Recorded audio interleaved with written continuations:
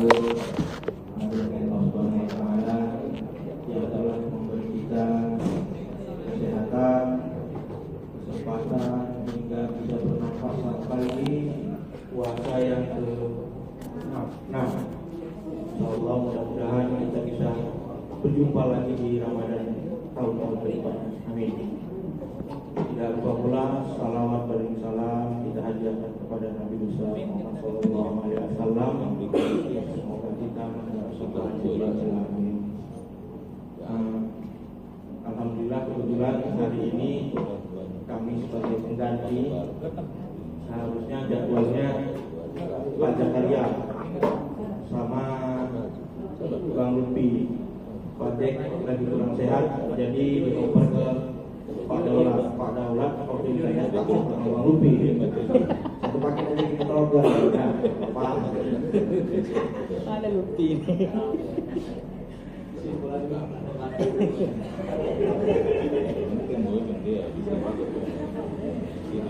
Alhamdulillah telah hadir di tengah kita pemateri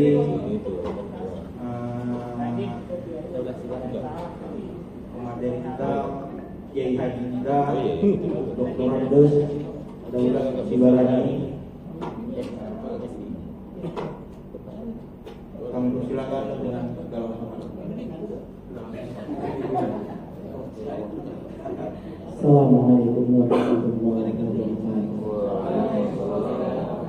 Alhamdulillahirabbil alamin wassalatu wassalamu ala asyrofil anbiya'i wal mursalin wa ala alihi wa sahbihi ajma'in.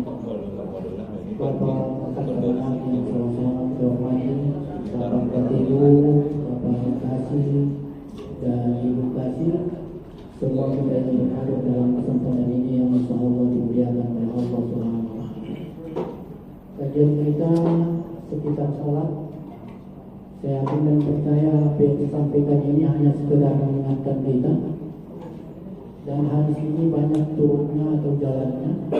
Salah satu dari Abu Hurairah, yang satu lagi dari Abu Musa al-Ash'ari. Rasulullah SAW bersabda, "Innama ju'ila al-imamu liutamma bihi. Idza akbara fakabbir, wa idza qara'a fa'ansitu, wa idza ta'a farkam, wa idza i'tadala fa'tadil, wa idza sajada fasjad, wa hakaza." Muttafaq alaih. Dijadikan imam itu untuk ikut. Kalau dia sudah takbirlah kalian. Jadi kalau kita mengambil kepada bahasa Arab, faris itu dipakai oleh Allah, tapi Rasulullah, maka cepat respon, tidak boleh lambat-lambat. Karena tidak di situ kalimatnya takbir, tapi kita takbir. Apalagi semua itu lebih lama lagi. Tapi ini begitu imam takbir, boleh kita lama-lama untuk bertakbir. Itu sesuai hadis ini. Setiap kali kadang-kadang yang kena ini waktu sholat tarawih ini, mungkin di rakaat ketiga, tunggulah imam itu selesai baca, baru dia bangkit lagi untuk berdiri, baru dia takbir. Maka dalam hal ini tidak sesuai dengan hadis Nabi. Idza qara'a fa'ansitu. Kalau dia sudah membaca diam. Maka dengan demikian kalau sudah dia memulai Bismillahirrahmanirrahim awal al-Fatihah, siap tidak siap bacaan iftitah kita wajib diberhentikan. Dalam perintahnya di situ, kalau dia sudah membaca maka diam. Jadi siap tidak siap bacaan kita, maka harus kita selesaikan mengikut imam tadi. Kita mendengarkan bacaan beliau. Wa idza raka'a farka'u, siap tidak siap bacaan Al-Fatihah kita, kalau dia sudah rukuk maka kita harus rukuk. Tidak boleh kita siapkan bacaan Al-Fatihah kita. Nah, itu yang disebutkan oleh Nabi, tidak boleh istilahnya musabaqah, artinya mendahului imam, dan juga tidak boleh muwafaqah, sama dengan imam. Dan juga tidak boleh ta'akhur, tak boleh lama kali setelah imam. Jadi yang kadang-kadang itu kalimat itu di sujud terakhir sholat itu. Kadang-kadang karena Rasulullah menyatakan sedekat-dekat hamba denganmu adalah waktu sujud. Fa'aksiru minal doa, maka berbanyaklah berdoa ya. Maka kadang-kadang itu imam sudah takbir dari sujud itu karena dia memperbanyak doanya, dilamakannya dia untuk membaca doa, maka tidak sesuai dengan hadis tadi itu. Kalau sudah imam itu takbir, maka takbirlah tadi. Kemudian juga yang disebut dengan takbir itu harus lengkap. Allahu Akbar. Ada kadang-kadang imam itu panjang dia. Kalau mau dari atas mau ke bawah mau sujud panjang dia. Allahu Akbar katanya. Maka dengan demikian kita tidak boleh bergerak. Karena situ perintahnya kalau dia selesai takbir barulah kita takbir. Kalau masih Allah katanya berarti itu belum takbir imamnya. Jadi dikatakan takbir itu kalau sudah selesai Allahu Akbar. Begitu juga sami Allah katanya. Jika sudah bergerak berarti belum lagi dia tasbih di situ. Sami Allahu liman hamidah. Lidahnya itu atau boleh kita bergerak. Jadi maka nanti tidak disebut kita sholat berimam. Dinyatakan sholat sendiri, faktanya dia berimam. Tapi dinyatakan dia berimam, tapi dia tidak menyalahi imam. Maka oleh Dr. Yusuf Al-Qurtubi menyatakan sholatnya itu tidak sah. Nah sholat sendirian tidak, sholat berjamaah juga tidak. Nah itu dia. Jadi harus dengan sesuai dengan kaidah yang disampaikan oleh Rasulullah SAW. Dijadikan imam itu untuk ikut. Ini kadang-kadang sering kita kalau masbuk, imam sudah tasyahud akhir, tetapi dia duduk iftiras. Itu disebutkan oleh Rasulullah bagaimana praktek imam itu mesti begitu kita. Tapi masih banyak di antara kita karena dia masbuk, imam sudah duduk tawarruk atau duduk tasyahud akhir, tapi dia masih duduk tasyahud awal atau duduk iftiras. Berarti dia sudah menyalahi imam. Tadi perintah Rasulullah bagaimana imam itu gerakannya, maka kita harus seperti itu. Bapak dan Ibu yang dirahmati oleh Allah Subhanahu wa taala.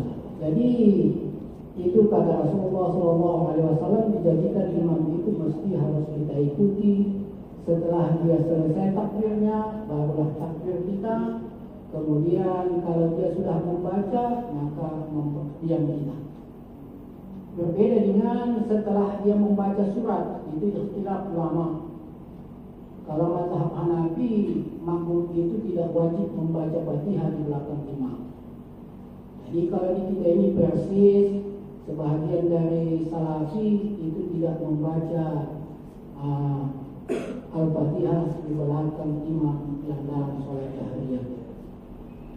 Karena mereka berlandaskan dalam surat Al-A'raf ayat 204. Surat Al-A'raf ayat 204. Wa idza quri'a al-Qur'an fastami'u lahu wa ansitu la'allakum turhamun.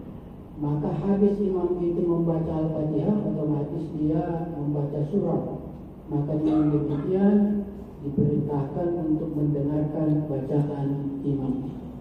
Maka dengan demikian makmum tidak wajib membaca Fatihah. Tapi Imam Syafi'i, Imam Ahmad bin Hanbal, Imam Malik, kalau secara organisatoris di Indonesia, Muhammadiyah, Al-Wasdiyah, Al-Irsad, Al-Ittihadiyah itu menyatakan tetap makmum itu wajib membaca Fatihah di belakang imam. Karena la sholata liman lam yaqra' bi Fatihatil Kitab. Tidak sah sholat itu kalau tidak membaca Fatihah. Kemudian di dalam sholat subuh Rasulullah mendengar banyak ribut di belakangnya. Ribut di belakangnya membaca kuat suara-suara jamaah itu di belakang. Maka Rasulullah mempertanyakan siapa tadi yang membaca bersamaku di belakangku. Maka Rasulullah meneruskan sabdanya, la taqra'u illa bi Fatihatil Kitab. Jangan kamu baca kecuali membaca Al-Fatihah. Maka bacaan yang lain tidak boleh kita baca kecuali membaca Al-Fatihah. Maka itu khilafiyah sampai kapanpun itu akan tetap demikian. kita hanya tasamuh di dalamnya adalah tanda dalam hal yang demikian. Jadi sebahagian mengatakan tidak wajib, sebahagian menyatakan tetap wajib. Karena membaca Fatihah itu adalah rukun, mendengarkan bacaan imam itu hukumnya wajib. Makanya itu yang lebih tepat kita lihat perbedaannya tatkala kita melaksanakan ibadah haji. Kalau rukun yang tinggal maka hajinya tidak sah. Tapi kalau wajib haji yang tinggal cukup dam, tapi hajinya tetap sah. Makanya itu lebih diutamakan bagi jumhur ulama, baik imam maupun makmum wajib membaca Al-Fatihah itu. Kemudian juga perlu kepada kita, saudara-saudara kita, khususnya kita petugas-petugas imam ini, itulah kalau kita lihat dalam hadis riwayat Muslim, Rasulullah setelah selesai sholat itu mengkanani jamaah. Kalau dalam hadis Sahih Bukhari, Rasulullah menghadap ke jamaah kalau dia sudah salat.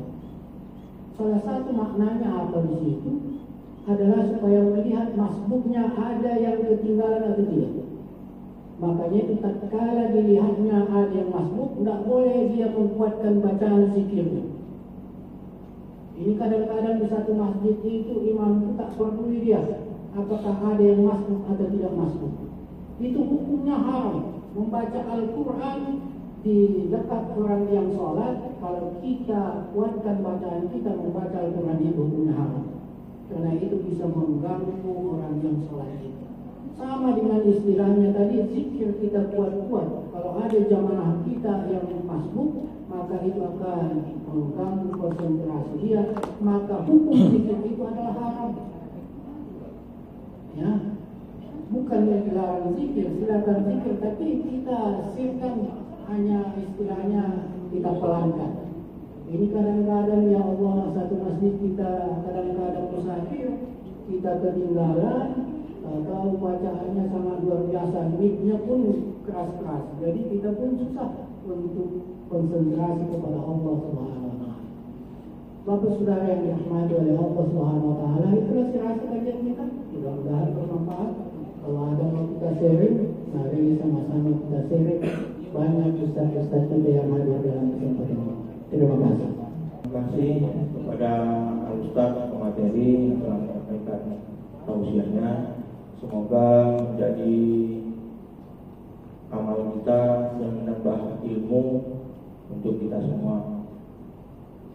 Untuk pertanyaan, ayo. Assalamualaikum warahmatullahi wabarakatuh. Ustaz, terima kasih kesempatannya. Alhamdulillah tadi sudah kita dengarkan tausiah dari Ustaz kita, Abang Anda Pranus Haji Daulat Subhadi. Kebetulan tausiah beliau sampaikan ini kalau menurut saya pun khilafiyah gitu kan. Makanya agak banyak celah-celah yang perlu kita pertanyakan dan kita diskusikan gitu kan. Salah satunya tadi saya kebetulan masbuk. Innama ju'ilal imamu liyutamma bihi. Betul. Saya kebetulan tadi masbuk. Saya masuk di rakaat kedua. Sedangkan duduk saya terakhir, saya tidak duduk tawarruk, tapi saya tetap duduk di ros. Tapi bacaan yang saya baca adalah bacaan tahiyat akhir. Nah, ini saya pahami dari pendapat Imam Syafi'i, pendapatnya mazhab Syafi'iyah. Karena yang saya tahu 4 mazhab hanya Malikiyah yang berpendapat bahwa makmum yang masbuk itu duduknya ikut imam itu sesuai dengan duduk imam. Kalau dia tawarruk ya, biarpun dia baru 1 rakaat atau 2 rakaat atau 3 rakaat, kalau dia di sholat yang 4 rakaat dia ikut tawarruk. Jadi makanya kalau ikut yang disampaikan Ustaz tadi berarti sholat saya sudah tak sah itu kan. Tapi saya ikut pendapatnya mazhab Syafi'iyah. Termasuk tadi ketika doa berjamaah, ketika doa yang keras-keras atau zikir yang keras-keras ketika setelah selesai sholat, mungkin ini adalah hal-hal yang masih khilafiyah sifatnya. Mungkin ini dulu satu Atau ada yang lain? Terima kasih. Assalamualaikum warahmatullahi wabarakatuh.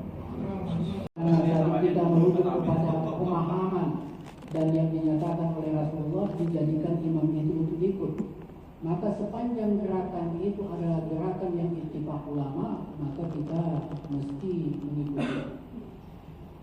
Kecuali gerakan itu memang diperselisihkan oleh para ulama. Antara lain adalah menurut Imam Hambal tidak ada duduk tasyahud akhir kalau sholatnya hanya 2 rakaat. Makanya itu di dalam subuh itu kalau Imam Hambali tidak ada duduk tawarruk di situ, dia adalah duduk iftiras. Jadi kalau dalam hal yang diperbedakan oleh ulama, maka itu memang tetap menjadi berbeda. Tapi kalau kita mengambil kepada pengertian hadis itu secara gamblang, kita lihat dijadikan imam itu adalah untuk ikut. Dan dinyatakan oleh Rasulullah, bagaimana kamu jumpai keadaan imam itu